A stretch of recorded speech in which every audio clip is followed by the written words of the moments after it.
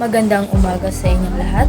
Ako nga po pala si Julandria C. Balagonza, miyembro ng ika-4 na bilang. Bago natin simulan ang ating pagtatalakay patungkol sa aming topiko, nais ko munang ibahagi ang 4A's. Nabibilang sa 4A's ang activity, analysis, abstract at aplikasyon. Umpisahan natin sa activity. May ipapagawa kami sa inyo na aktibidad na magugustuhan niyo.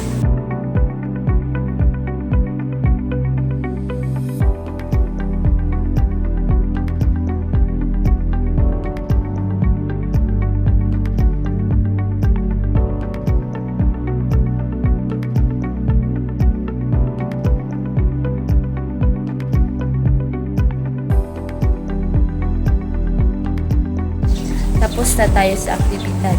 Kayo ba ay nasiyahan sa ating activity? Ngayon, may kaunti na kayong alam sa ating topiko dahil sa ating activity na nagawa kanina. Punta naman tayo sa analysis upang mas madagdagan ang inyong ideya sa ating topiko. May mga iilang tanong ang itatanong sa inyo. Bakit mahalaga ang maingat na pagpili ng paksa para sa gagawing pananaliksik?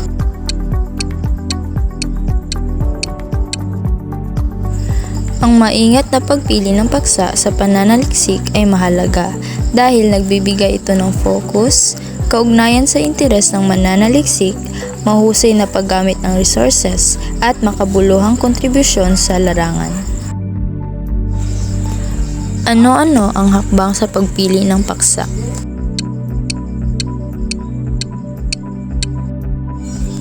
Ang hakbang sa pagpili ng paksa ay mag-brainstorm, magkonsulta sa mga eksperto, gawin ang preliminary research, at sa huli, pumili ng pinaka-relevant na paksa.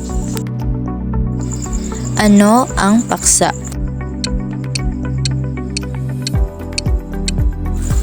Ang paksa ay ang pangunahing ideya o tema na pinag-uusapan, sinusuri o pinag-aaralan sa isang teksto, talakayan o pananaliksik. Ito ang sentral na punto o focus ng anumang komunikasyon o pag-aaral. Bakit nga ba may paglilimita ang paggawa ng isang paksa?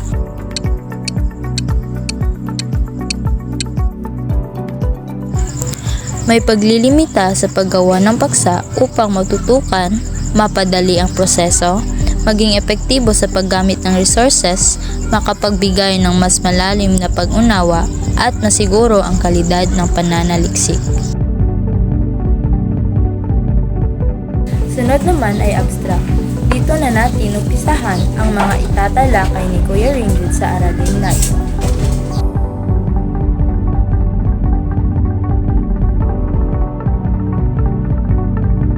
Magandang umaga po sa inyong lahat. Kami po ang Pangkatapat at ngayong araw ay babahagi namin ang aming paksang pinamagatang pagpili at paglimita ng paksa.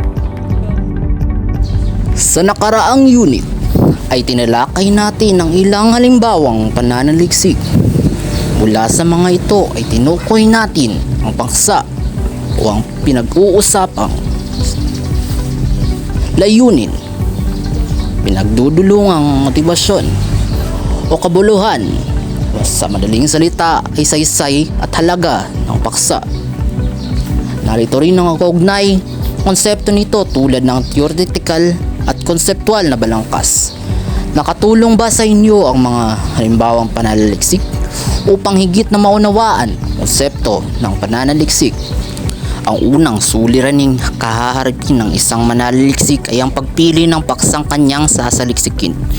Hindi ito madali dahil maraming dapat isaalang-alang sa pagpili ng paksa. Pinag-iisipan ito ng mabuti at maingat na isinasagawa bago pa simulan ang pananaliksik.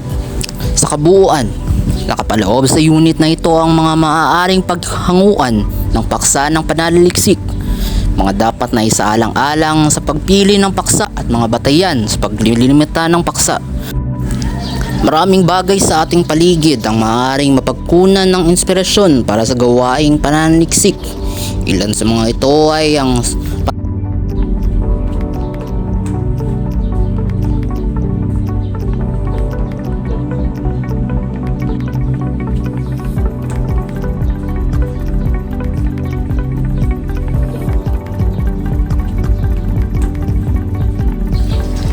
maaaring makakuha ng ideya sa gagawing paksa ng pananaliksik sa iyong sarili. Ang iyong mga karanasan, interes at kaalaman ay mapaghugutan ng paksa o suliraning maaaring pagtutuunan sa pananaliksik. Iba't ibang impormasyon naman ang makikita at mababasa sa internet na maaaring mapagkukunan ng impormasyon sa gagawing paksa ng pananaliksik. Kailangan lamang maging mapanuri at maingat sa mga artikulong babasahin at siguraduhin ang katotohanan at kredibilidad ng mga ito. Ang mga balita at artikulo sa mga pahayagan at magazine ay maaari ding makuhanan ng ideya para sa isang napapanahon at makabuluhang paksa. Maaari ding makakuha ng paksa mula sa iba't ibang programa sa radyo at telebisyon. Ang mga balita, programang edukasyonal, pang-sports at pang-entertainment ay naglalahad ng mga paksang interesante sa kani-kanilang manonood. Ang mga silid-aklatan naman ay mayayaman sa mga aklat at iba pang uri ng babasahin, naglalahad ng mga interesanteng kaalaman at impormasyon. Maaari din namang magtanong mula sa mga tao sa paligid tulad ng inyong mga guro, kaibigan, otoridad sa iba't ibang larangan. Maaari kang kumonsulta o makipagtalakayan sa kanila tungkol sa maaaring gawing paksa ng pananaliksik. Makabubuting tingnan at suriin ang mga pangunahin at tradisyonal na mapaghahanguan para magkaroon ng ideya o inspirasyon sa gagawing paksa. Tapos ay ating sundin ang 5 hakbang sa pagpili ng paksa. Una, alamin ang iyong interes. Kung mayroon kang interes sa napipisil na paksa, hindi ka mawawalan ng gawin ito at tiyak na tatapusin mo ito. Ikalawa, gawing tiyak o espesipiko ang paksang napili. Tukuyin ang partikular na aspekto ng paksa na iyong pag-aaralan upang mapagtuunan ito ng pansin at hindi maligaw o malito sa dapat gawin. Ikatlo, iangkop ang paksang napili ayon sa panahon o time frame na inilaan para isagawa ang pananaliksik. Masasayang iyong pinaghirapan kung hindi ito matapos sa itinakdang deadline. Suriin kung ang paksang napili ay napapanahon. Mas magiging interesante ang iyong pananaliksik kung makaka-relate dito ang target na namambasa o kaya naman ay tumatalakay ito sa isang kasalukuyang suliranin. At ang panghuli ay tukuyin kung may makakalap na sapat na datos at sanggunian upang may sakatuparan ang pananaliksik. Mahalaga ang sanggunian at mga kaugnay na impormasyon upang mapatunayan ang halaga ng ginagawang pananaliksik. Maaaring pagkamuan ng paksa ng pananaliksik, pangunahin at tradisyonal. Ang gagawing pananaliksik ay nakatuon sa mga aspektong kaugnay ng napiling paksa. Dahil dito, mahalaga na ang paksang pipiliin ay makabuluhan at may aambag sa mga tao upang hindi sayang ang lubos na lakas, talino at resources sa pagsasagawa nito. Ang mga pangunahin at tradisyonal na mga maaaring paghanguan ng paksa ng pananaliksik ay mahalaga para matiyak na ang napiling paksang pag-aaralan ay may kaukulang interes at kaugnayan sa mga tao at lipunan. Ang pangunahing mga panganguan ay maaaring galing sa mga isyong panlipunan, pang-ekonomiya, pang-kultura, o maging sa mga personal na karanasan ng mga tao. Ang pagpili ng makabuluhang paksa ay mahalaga upang mapanatili ang halagahan ng pananaliksik sa lipunan. Maaaring makakuha ng ideya sa gagawing paksa ng pananaliksik sa sarili. Mga karanasan, interes, at kaalaman ay may paghuhugutan ng paksa. Sa pamamagitan ng pagsusuri ng sariling karanasan at interes, maaaring makakahanap ng paksa na hindi lamang kaakibat sa personal na kaalaman, kundi maaari rin itong makatulong o maka-epekto sa iba. Ang paghahanap ng paksa mula sa sarili ng saloobin at kaalaman ay maaaring magresulta sa isang pananaliksik na may personal na hulugan at motibasyon.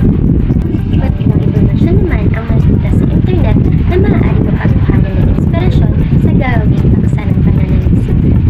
Ang mga balita at artikulo sa mga pahayagan at magazine ay maaaring makuhanan ng ideya para sa isang napapanahon at makabuluhang paksa. Maaaring makuha ang iba't impormasyon mula sa internet na maaaring magbigay inspirasyon para sa gagawing paksa ng pananaliksik. Ang mga balita at artikulo sa mga pahayagan at magazine ay maaari ring makuhaan ng ideya para sa isang makabuluhang paksa. Ang paggamit ng mga ito bilang mapagkukuhanan ng inspirasyon ay maaari magbukas ng mga bagong pananaw at kaalaman sa isang tiyak na paksa na maaaring magresulta sa isang makabuluhang pananaliksik. Alternatibong mungkahi. Ang larangan o field sa pananaliksik ay tumutukoy sa tiyak na saklaw ng kaalaman na binibigyan ng focus o pag-aaral ng isang pananaliksik. Ang interest naman sa pananaliksik ay tumutukoy sa personal na pagkiling o hilig ng isang mananaliksik sa isang partikular na paksa na nagbibigay ng inspirasyon at motibasyon sa kanya na pag-aralan ito. Ito ang nagtutulak sa isang individual na maglaan ng oras at pagsisikap sa pagsasagawa ng pananaliksik. Ang larangan field ay ang tiyak na saklaw ng kaalaman na pag-aaralan ng isang mananaliksik, habang interes naman ay ang personal na hilig o pagkiling sa isang partikular na paksa na nagbibigay ng inspirasyon sa pag-aaral.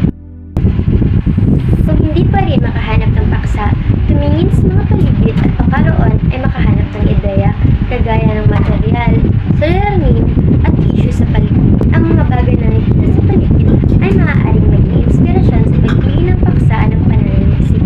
Maaaring magtanong sa sarili kung ano ang mga kasalukuyang issue sa lipunan, sa komunidad o sa personal na buhay na maaaring pag-aralan at bigyang solusyon. Maaari ding maging paksang pananaliksik ang isang aspekto ng pangkat na iyong pinabibilangan tulad ng kultura, tradisyon, paniniwala, sining, at paninigan. Ang pag-aaral ng mga ito ay hindi lamang magbibigay ng mas malalim na pag-unawa sa iyong sariling pangkat, kundi maaari rin itong magdulot ng kaalaman sa iba pang mga tao. Ang pagtuklas sa mga aspektong ito ng iyong pangkat ay maaaring magbukas sa mga bagong perspektibo at makatulong sa komunidad.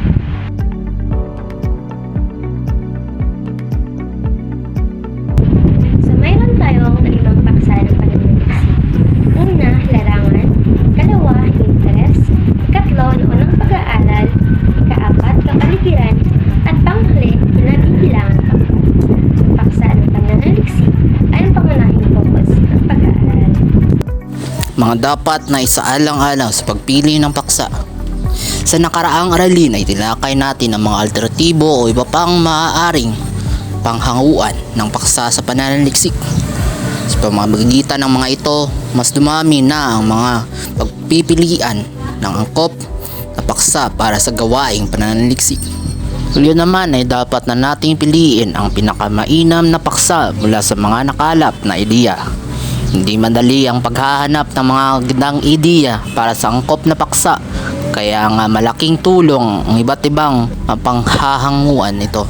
Kung nakakalap na ng sapat na ideya para sa makabuluhan at napapanahong paksa, dapat namang piliin mula rito ang paksang pinakamainam na talakayin o suriin sa pananaliksik. Tatalakayin natin ang mga dapat na isaalang-alang sa pagpili ng paksa. Ano nga ba ang dapat tiyakin kung pipili ng paksa? Paano masasabing nakapili ka na ng mainam na paksa sa pananaliksik?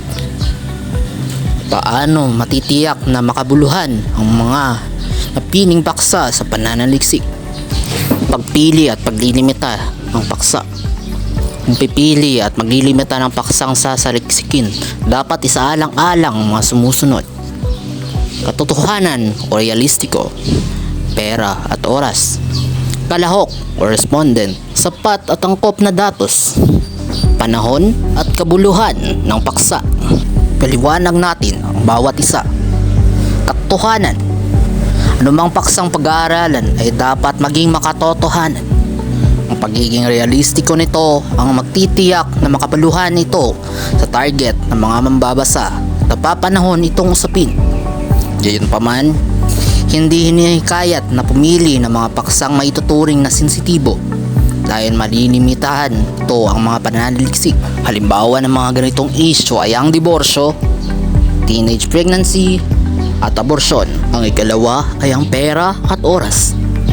Ang mga mananaliksik ay kinakailangang may sapat na oras upang labos ng pag-aralan o masuri ang paksang sasaliksikin. Makatutulong dito ang paggawa ng timetable mula sa paggawa ng burador hanggang sa editing. Dapat ding may sapat na perang pantustos ang mananaliksik upang masuportahan ang mga gastusin sa pananaliksik hanggang sa matapos ito. At syempre, hindi mawawala ang kalahok. Tiyaking madaling mapupuntahan, makakausap ang mga taong makakatulong o kalahok sa sinasagawang pananaliksik tulad ng mga ekspertong kailangang kapanayamin sapat takop na datos.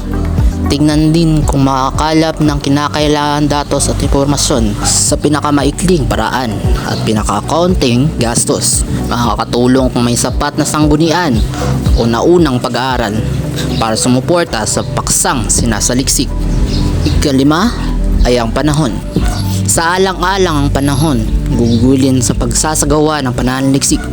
Maaaring itong kung gaano kabilis o katagal ang gagawing pananaliksik. Ang panghuli naman ay ang kabaluhan ng paksa. Sa pagpili ng paksa ay sa alang-alang halaga nito sa iyo, sa kapwa at sa lipunang kinabibilihangan nito.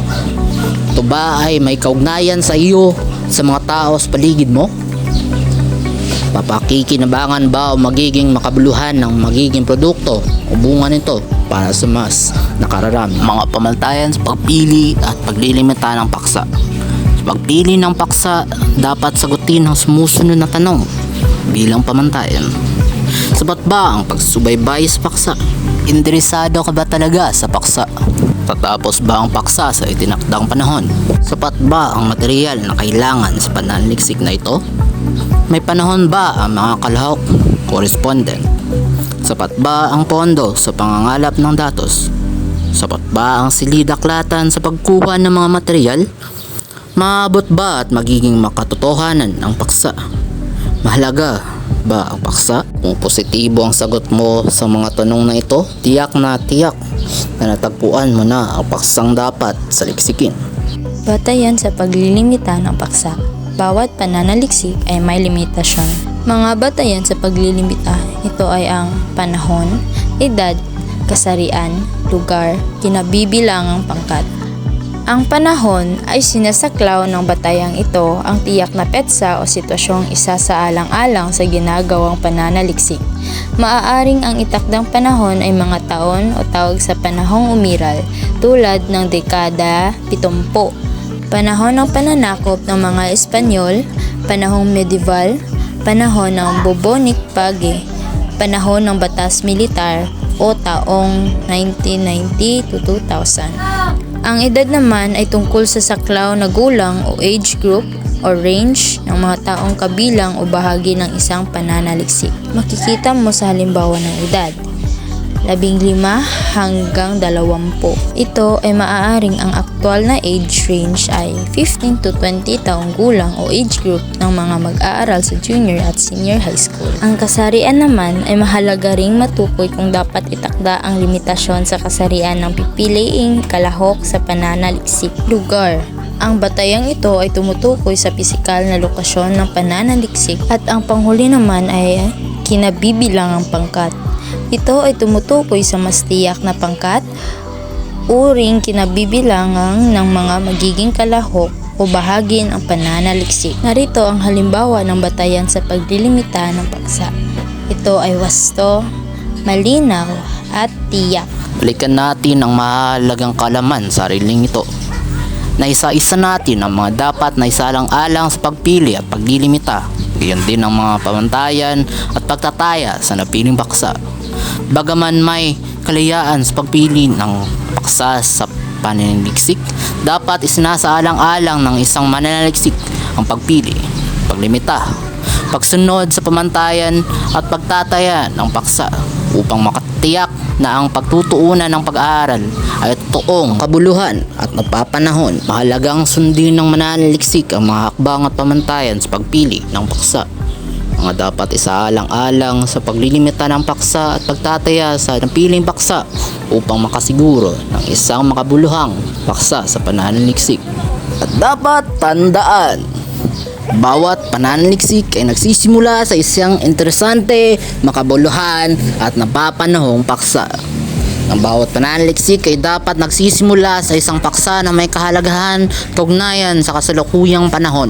Ang interesante at makabuluhan na paksa ay magiging sentro ng pag-aaral at magbibigay daan upang maging mas makabuluhan ang mga natuklasan at mga konklusyon na maaaring makuha sa pananaliksik. Mas magiging makabuluhan rin ang resulta ng pananaliksik kung ito ay naaayon sa larangan, interes, malapit sa puso at karanasan ng mananaliksik. Kapag ang baksa ng pananaliksik ay naugnay sa larangan o interes ng mananaliksik, mas madaling magkakaroon ng depth at tandaan ang mga hakbang na ito ay makakatulong upang mabigyang direksyon ang gagawing pananaliksik. Tinitiyak din ito na hindi masasayang ang iyong panahon, oras, talino, lakas at perang gugugulin sa pananaliksik. At pagninilay-nilay sa mga natuklasan, ang personal na koneksyon o malalim na kaalaman ng mananaliksik sa paksa ay magbibigay ng konteksto at perspektiba na maaaring hindi makuha sa mga mananaliksik na walang personal na koneksyon sa kanilang ginawa. Dahil dito, mas malaki ang posibilidad na magkaroon ng makabuluhan at orihinal na kontribusyon sa larangan ng pananaliksik. Sunod dito, ang mga hakbang sa pagpili at paglilimita ng paksa ay makakatulong upang magbigyang direksyon ng gagawing pananaliksik. Tinitiyak din ito na hindi masasayang ang panahon, oras, talino, lakas at pera na gugugulin sa pananaliksik. Ito ay mahalaga sa proseso ng pananaliksik. Sa pamamagitan nito, nailalagay sa tamang direksyon pananaliksik at nailinaw ang mga boundaries o saklaw ng pag-aaral. Ito ay makakatulong upang hindi maligaw ang focus ng mananaliksik at mas madaling matukoy kung anong specific na aspekto o issue ang dapat pagtuunan ng pansin. At syempre, ang isang matagumpay na pananaliksik ay sumasaklaw lamang sa isang bahagi o aspekto ng buhay at lipunan. Makakamit lamang ito kung masasagawa ito ng wasto, malinaw at tiyak na may magandang resulta. At yun lamang po. Maraming salamat. Tapos na tayo sa abstract. Ngayon ay punta naman tayo sa aplikasyon. Sa aplikasyon, sasagutin natin ang mga tanong na tinatalakay nila Kuya Ranger at Angel Balunas.